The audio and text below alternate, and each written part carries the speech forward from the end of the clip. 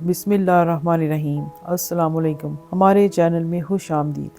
آئیے سنتے ہیں آج کی کہانی۔ سلمان اتنا خوبصورت تھا کہ جو اسے دیکھتا بس دیکھتا رہ جاتا تھا۔ وہ مجھ سے عمر میں 5 برس چھوٹا تھا، پھر بھی میرے دل میں بس گیا تھا۔ جانتی تھی کہ عمروں کے اس فرق کے سبب ہماری شادی نہیں ہو سکتی، خاص طور پر ہماری چچی سے ماننے والی نہ تھی۔ خدا کی کرنی کہ چچی کا انتقال ہو گیا، حالانکہ ان کی صحت اچھی تھی۔ معمولی سا بخار ہوا اور وہ چٹ پٹ ہو گئی۔ ان کے انتقال کے بعد سب افسردہ تھے۔ کسی کو یقین نہ آتا تھا کہ اتنی صحت مند عورت یوں پلک جھپکنے میں دنیا چھوڑ جائے گی۔ چاچا کا اور ہمارا مکان جڑا ہوا تھا۔ بیوی کے وفات کے بعد ان کو سنبھالنے والا کوئی نہ رہا۔ سلمان ان دنوں میٹرک میں تھا، اس کی تعلیم بھی متاثر ہوئی۔ چچا ریٹائرڈ ٹیچر تھے، محض پینشن میں سے روکھی سوکھی پر گزارا تھا۔ ان کی استطاعت نہ تھی کہ ملازمہ رکھتے، لہٰذا کبھی میں اور کبھی میری امی جان ان کے گھر کا کام کر آتے۔ میں ان کے میلے کپڑے بھی اٹھا لاتی اور اپنے گھر میں دھو کر دی آتی۔ کھانا بھی ہم ماں بیٹی کو پکانا ہوتا تھا۔ یہ سارے کام خوشی سے کرتی کہ مجھے چچا اور سلمان سے پیار تھا۔ ابا اور چچا بھی بڑی محبت تھی۔ ایک روز دونوں نے مشورہ کیا کہ میری شادی سلمان سے کر دینی چاہیے۔ اگرچہ عمروں میں کافی فرق تھا، لیکن میری تو لاٹری نکل آئی تھی۔ سلمان کی دلہن بننا میرا بچپن سے خواب تھا اور اب اس کی تعبیر سامنے تھی۔ امی نے ابا کو سمجھایا کہ سارا بڑی ہے جبکہ سلمان چھوٹا ہے، ابھی یہ فرق معلوم نہ ہوگا لیکن آگے جا کر مسئلہ بنے گا۔ عورت مرد سے جلد بوڑھی لگنے لگتی ہے، میرے خیال میں تو یہ رشتہ نامناسب ہے۔ سلمان کو بھی شاید اس پر اعتراض ہوگا۔ میں سلمان کو جانتا ہوں، وہ ایک فرمانبردار لڑکا ہے، اس کو اپنے والد کے فیصلے پر ہرگز اعتراض نہ ہوگا۔ وہ 5 سال کا فرق کوئی بڑا فرق نہیں۔ سلمان ہمارا خون ہے، اس سے بے وفائی کی کوئی خطرہ نہیں۔ وہ شریفوں کی اولاد ہے۔ ہماری لڑکی سے شادی ہوئی تو آخری دم تک اس رشتے کو نبھائے گا، تم فکر مت کرو۔ والدہ کا کیا بس چلتا، یہ مردوں کے فیصلے تھے جو وہ بیچاری چپ ساتھ گئی تھی، مگر میں بہت خوش تھی۔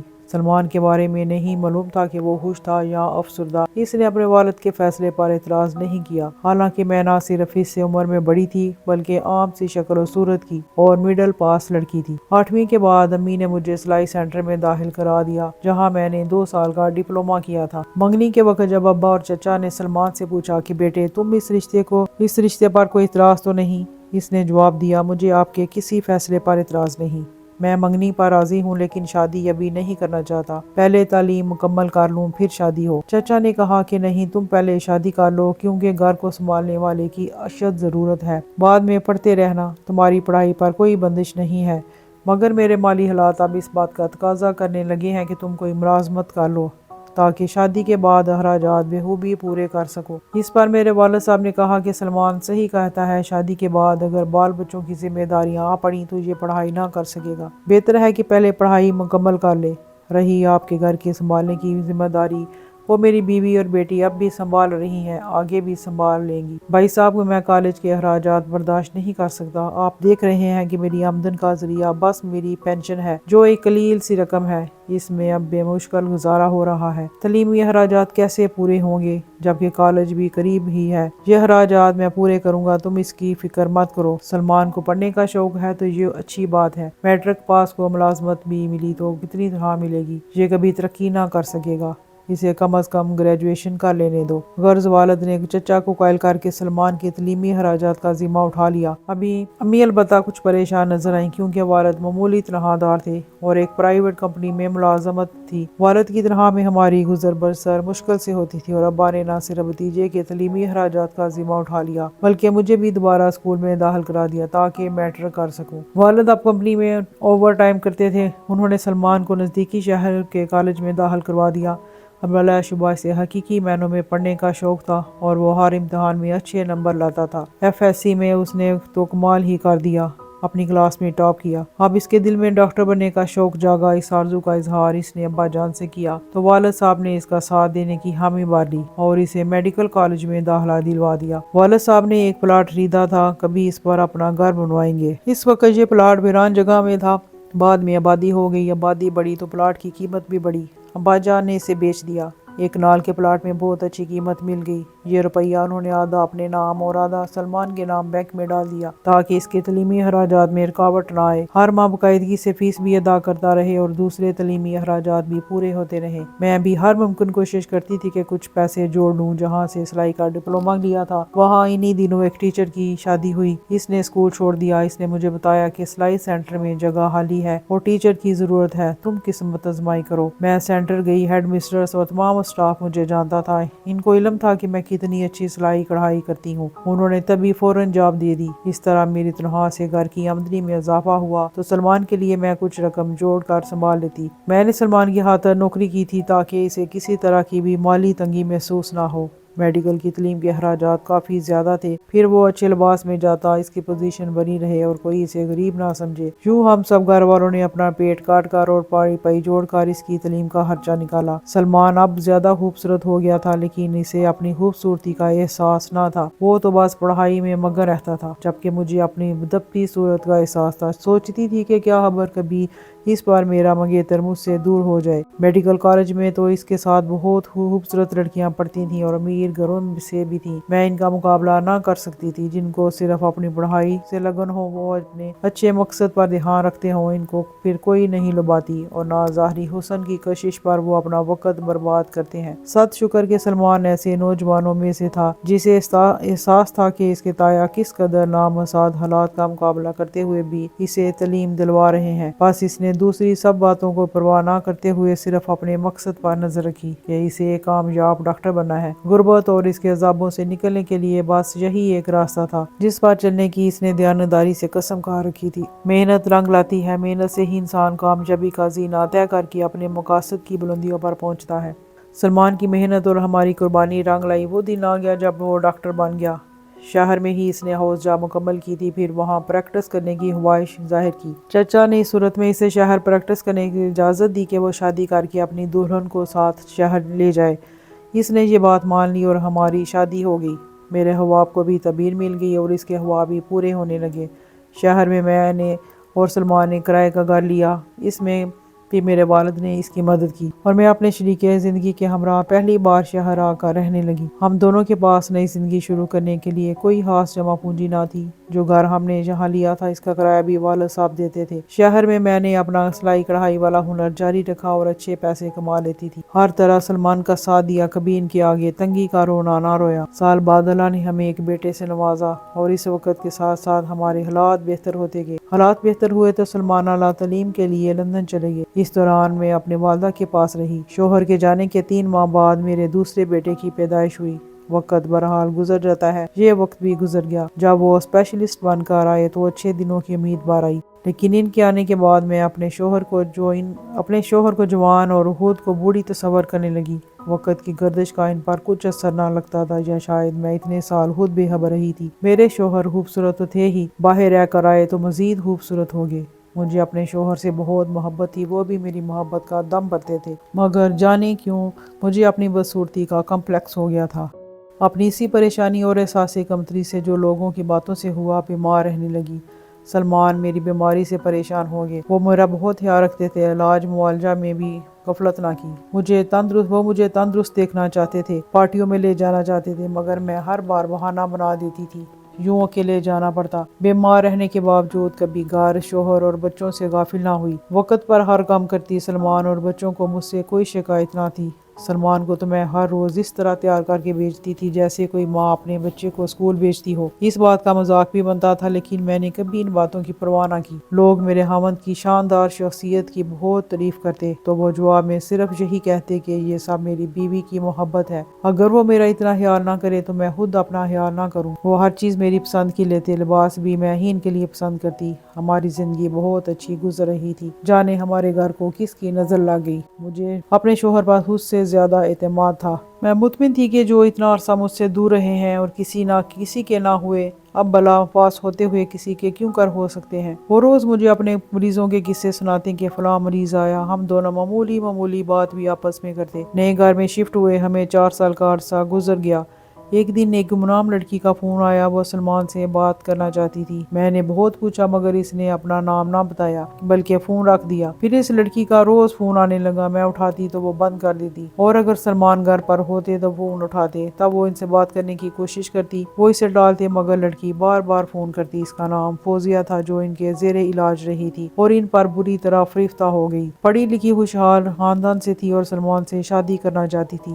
جب بھی ان کا فون اور اس کا فون آتا، میرے شوہر اس کو بہت سمجھاتے۔ انہوں نے میرے سامنے اس لڑکی سے یہ بھی کہا کہ اگر تم نے فون بند نہ کیا میں تمہارے والدین سے شکایت کر دوں گا، مگر وہ رٹائی سے یہی کہتی تھی کہ مجھے دل پر اختیار نہیں ہے، کیا کروں؟ جب میں بیمار تھی، کاش آپ نے میرا علاج کرنے کی بجائے مجھے مر جانے دیا ہوتا۔ اب آپ کے بغیر جینا میرے لیے مر جانے کے برابر ہو گیا ہے۔ یا تو مجھ سے شادی کر لو یا پھر میں خودکشی کر لوں گی۔ وہ تو یہ سمجھ رہے تھے کہ نادان جذباتی لڑکی ایسے ہی خودکشی کا کہہ رہی ہے، لیکن اس نے جو کہا وہ کر دکھایا۔ قصہ یوں ہوا کہ بہت منع کرنے پر بھی وہ روز رات کو فون کرتی۔ میرے شوہر میرے سامنے اس سے بات کرتے، اس کو بھی کبھی ڈانٹتے، کبھی پیار سے سمجھاتے۔ فون نہ اٹھاتے تو ان کے کلینک پہنچ جاتی اور مریضوں کی قطار میں بیٹھ جاتی۔ سلمان اس صورتحال سے پریشان ہو گئے۔ مجھ سے کہا، دیکھو سارا، تم اس بات کا اثر نہ لینا، وہ مجھے غلط نہ سمجھنا، میرا اس کے ساتھ کوئی معاملہ نہیں۔ یہ 20 برس کی ہے، لیکن میری عمر کے سامنے وہ تو بچی ہی ہے، خود ہی تھوڑے دنوں بعد مایوس ہو جائے گی تو پیچھے ہٹ جائے گی۔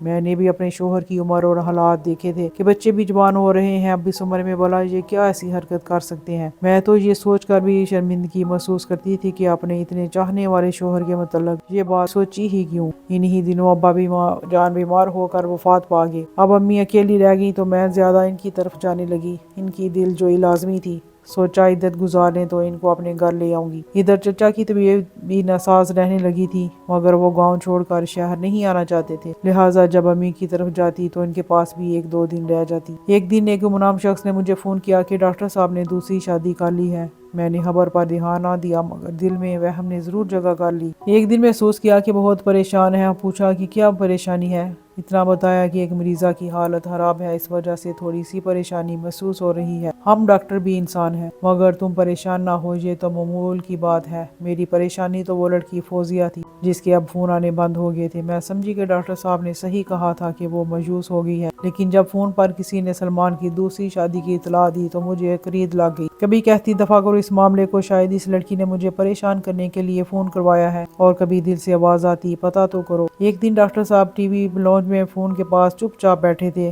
میں نے پوچھا، کیا ہوا؟ سلمان بولے، کچھ نہیں، کسی مریض سے متعلق سوچ رہا ہوں۔ میں نے مذاق میں کہا کہ دوسری شادی کرنا چاہتے ہیں تو کر لیں، آپ خوبصورت ہیں، اس سے چھوٹے بھی ابھی جوان لگتے ہیں، جبکہ میں اکثر بیمار رہتی ہوں۔ انہوں نے جواب دیا کہ تمہارے ہوتے ہوئے مجھے دوسری شادی کی ضرورت نہیں، مجھے تو بس تمہاری ضرورت ہے، تمہارے سوا میں کسی سے محبت نہیں کر سکتا۔ یوں میں ان کی محبت میں سرشار اپنے ارد گرد سے بے خبر رہتی تھی۔ اگر ہمارے جاننے والے مجھے باخبر نہ کرتے۔ میرے کزن نے بتایا کہ آج کل ڈاکٹر صاحب ایک نوجوان لڑکی کے ساتھ دیکھے جا رہے ہیں۔ سمجھ گئی ہو نہ ہو یہ وہی فون والی فوزیہ ہی ہے، شاید اس نے میرے سرتاج کو رام کر لیا ہے۔ میں نے اپنے شوہر سے بات کی تو انہوں نے پھر مجھے جھوٹی تسلی دی کہ تمہیں کوئی بہکا رہا ہے۔ میں نے جو کام جوانی میں نہ کیے اب بڑھاپے میں کرتا اچھا لگوں گا، اس تسلی سے ڈھارس ملی۔ مجھے اپنے بچوں کے لیے باپ کی شفقت اور سایہ چاہیے تھا۔ اپنے شوہر پر اعتماد کیا اور اس بات کو بھولنے کی کوشش کرنے لگی، مگر تقدیر کو شاید کچھ اور منظور تھا۔ ایک دن کوئی فون آیا، میرے شوہر آہستہ سے کسی سے کہہ رہے تھے کہ ابھی شادی کو راز میں رکھنا ہے، تم میرے گھر آنے کی غلطی مت کرنا، یاد رکھو میرا گھر خراب ہوا تو میں تم کو طلاق دے دوں گا۔ ان کے منہ سے یہ الفاظ سن کر میں بے ہوش ہو گئی۔ اتنا صدمہ ہوا جیسے میں مر ہی گئی ہوں۔ میں جو اعتبار میں ماری گئی کہ اتنا چاہنے والا شوہر کیسے بدل سکتا ہے، وہ بدل گیا تھا۔ انہوں نے اقرار کر لیا کہ اس سے غلطی ہوئی، فوزیہ سے دوسری شادی کی ہے، مگر اپنی خاطر، اپنی خواہش اور خوشی سے نہیں، بلکہ اس کی خاطر۔ بتایا کہ میں نے اس کو بے روحی سے ٹھکرایا تو اس جنونی لڑکی نے زہریلی گولیاں کھا کر جان دینے کی کوشش کی۔ اسے میرے ہی کلینک لایا گیا، کیونکہ اس کے گھر سے یہی کلینک قریب تھا۔ اس کی حالت غیر تھی اور بچنے کی کوئی امید نہ تھی۔ میں ہی اسے اسپتال لے گیا تھا۔ ابتدائی طبی امداد دینے کے بعد بھی اس کی حالت نہ سنبھلی تھی۔ وہ جان کرنے کی کیفیت سے گزر رہی تھی۔ اس وقت میرے دل پر ایسا اثر ہوا کہ اللہ سے دعا کی کہ اس کی زندگی بچا لے تو میں اس لڑکی کی خوشی کے لیے اس سے نکاح کر لوں گا۔ دعا قبول ہو گئی اور میری مریضہ کی جان بچ گئی، لیکن اللہ سے کیا ہوا وعدہ مجھے نبھانا ہی تھا۔ مجھے ڈر تھا کہ اب بھی اگر میں نے اس کا ہاتھ نہ تھاما تو یہ دوبارہ خودکشی کی طرف نہ چلی جائے۔ وہ بے حد ڈپریشن میں تھی، لہٰذا میں نے مجبوراً فوزیہ سے نکاح کر لیا، اس شرط پر کہ وہ کبھی تمہارے سامنے نہیں آئے گی، نہ تمہارے گھر میں قدم رکھے گی اور نہ اس شادی کو افشاں کرے گی۔ یہ کہتے ہوئے وہ رو رہے تھے اور ہاتھ جوڑ کر مجھ سے اپنی خطا کی معافی مانگ رہے تھے۔ میرا دل عورت کا تھا جو ان سے بچپن سے والہانہ محبت کرتا آیا تھا، آج کیسے میں ان سے منہ موڑ سکتی تھی؟ میں نے سوچا اگر یہ غلطی بھی کی ہے تو انہوں نے کسی کمزور لمحے کی وجہ سے کی ہے، ان کا دل نرم پڑ گیا ہوگا اور فوزیہ کی تکلیف دیکھی نہ گئی ہوگی۔ مجھے اپنے شوہر سے پہلے سے بھی زیادہ پیار تھا، آج بھی پیار تھا۔ میں اپنے سامنے ان کی گردن کو جھکا ہوا نہ دیکھ سکتی تھی۔ ان کو اجازت دے دی کہ چاہیں تو بے شک اپنی دوسری بیوی کے پاس جا کر رہیں، مگر فوزیہ کا میرے گھر سے، مجھ سے یا میرے بچوں سے کوئی تعلق نہ ہوگا۔ ان کو یہ بات منظور نہ تھی، وہ تو ایک دن بھی اپنے بچوں سے دور نہ رہ سکتے تھے، حتیٰ کہ ایک رات بھی باہر نہ گزاری۔ ان کے معمول میں ذرا سا برابر بھی فرق نہ پڑا تھا۔ مجھے شک ہوتا شوہر کے اس اقرار بے وفائی سے میری طبیعت مزید خراب رہنے لگی۔ ان کی دوسری بیوی کو بھی میری طبیعت کی خرابی کا علم تھا۔ ایک دن اس نے مجھے فون کیا اور کہا کہ آپ مجھے معاف کر دیں، آپ بیمار رہتی ہیں، میں آپ کی خدمت کروں گی، مجھے گھر آنے دیں، میں اپنا حق لینا چاہتی ہوں، میں بھی سلمان کی منقوہ ہوں، آخر کب تک اس راز کو چھپاؤں گی اور دنیا سے چھپ چھپ کر ازدواجی زندگی گزاروں گی؟ سلمان صاحب آپ کی خاطر اس کو راز رکھنا چاہتے ہیں، حالانکہ راز کھل تو چکا ہے۔ ان کے کلینک پر کام کرنے والے ایک ورکر نے یہ راز اکثر لوگوں پر کھول دیا ہے۔ گویا فوزیہ اب مجھ سے اپنے حق کا مطالبہ کر رہی تھی۔ اس نے ایک طرف سے اپنی شادی کا چرچا بھی کر دیا تھا۔ جس نے سنا اس کو برا بھلا کہا۔ ماں اس کی مر چکی تھی، باپ نے سلمان سے خفیہ شادی کرنے کی خطا پر اس سے تعلق توڑ لیا تھا۔ جو بھی سنتا افسوس کرتا کہ ڈاکٹر صاحب کو ہرگز ایسا نہیں کرنا چاہیے تھا۔ وہ تو بہت شریف آدمی تھے، اپنی بیوی بچوں کا بھی خیال نہ کیا، خاندان بھر میں بھی ان کی خوب رسوائی ہوئی۔ ادھر جب چچا کو خبر ہوئی وہ صدمے سے اور بیمار پڑ گئے، تبھی ان کی شادی شدہ بیٹی ان کے پاس آ کر رہنے لگی۔ وہ گھر اور بچے لاہور میں شوہر اور سسرال کے پاس چھوڑ کر گاؤں آ گئی تھی۔ یہ امر مجبوری اپنے بیمار باپ کی دیکھ بھال کی خاطر، جبکہ یہ فریضہ مجھے ادا کرنا تھا، مگر میں تو سوتن کے غم میں نیم جان تھی، یہاں تک کہ بھی بات قابو میں نہ تھی۔ لیکن ایک روز خود سر فوزیہ ہمارے گھر آ پہنچی، جبکہ سلمان اس وقت کلینک پر گئے ہوئے تھے۔ اس کے آنے سے میری طبیعت اور بگڑ گئی۔ میرے بیٹے نے باپ کو فون کر کے بتایا کہ فوزیہ آئی ہے اور امی کی طبیعت بہت خراب ہو گئی ہے، آپ جلدی سے گھر آ جائیے۔ وہ اسی وقت گھر آ گئے۔ انہوں نے فوزیہ سے کہا کہ جب میں نے تم کو یہاں آنے سے منع کیا تھا تو پھر تم کیوں آ گئی ہو؟ ابھی کے ابھی چلی جاؤ۔ وہ نہ مانی، کہنے لگی میں کیوں جاؤں، یہ اس کا گھر ہے تو میرا بھی ہے، ہم دونوں برابر کے حقدار ہیں، آپ نے مجھ سے نکاح کیا ہے، کوئی کھیل تماشا نہیں ہے یہ۔ جب سلمان کو اس بار غصہ کرتے دیکھا تو میں نے کہا سلمان تمہارا غصہ بے جا ہے، تم اس لڑکی سے نکاح کر چکے ہو تو اب یہ تمہاری بیوی ہے، یہ ٹھیک کہہ رہی ہے، شادی کو خفیہ نہیں رکھا جاتا اور اس گھر پر اس کا بھی حق ہے۔ وہ بولے کہ اس نے وعدہ خلافی کی ہے، میں اس کو ہرگز نہیں رکھوں گا، اپنے گھر سے تو کیا زندگی سے بھی نکال دیتا ہوں، یہ قابل اعتبار نہیں ہے، اس نے مجھ سے جن شرائط پر شادی کی تھی، جو وعدے کیے وفا نہیں کر سکی، میں نے اس لیے اسے نکاح کیا، اس کی خاطر قربانی دی اور یہ میرے بچوں کا سکون پر بات کرنے چلی آئی، یہ میرے لیے رسوائی کا باعث بن گئی ہے۔ میرے سب جاننے والوں کو فون کروا دیے کہ میں نے اس سے نکاح کیا ہے، حتیٰ کہ ابا جان کو بھی، جو پہلے سے بیمار تھے اب اور زیادہ بیمار پڑ گئے ہیں، اور میں شرم سے ان کا سامنا نہیں کر پا رہا۔ وہ غصے میں بولے جا رہے تھے، میں نے کسی طرح ان کو سمجھا بجھا کر روکا، ورنہ وہ فوزیہ کو دھکے دے کر گھر سے نکالنے پر آمادہ تھے۔ بہرحال شام تک وہ ہمارے ٹی وی لانج میں بیٹھی روتی رہی اور سلمان صاحب کلینک چلے گئے، وہ اس رات گھر نہیں آئے تھے۔ تب صبح کو وہ خود ہی ہمارے گھر سے چلی گئی۔ کچھ دن بعد مجھے کسی نے بتایا کہ دونوں میں طلاق ہو گئی ہے۔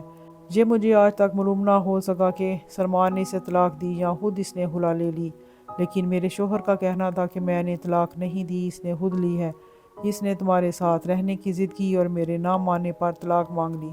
یوں یہ قصہ تمام ہوا۔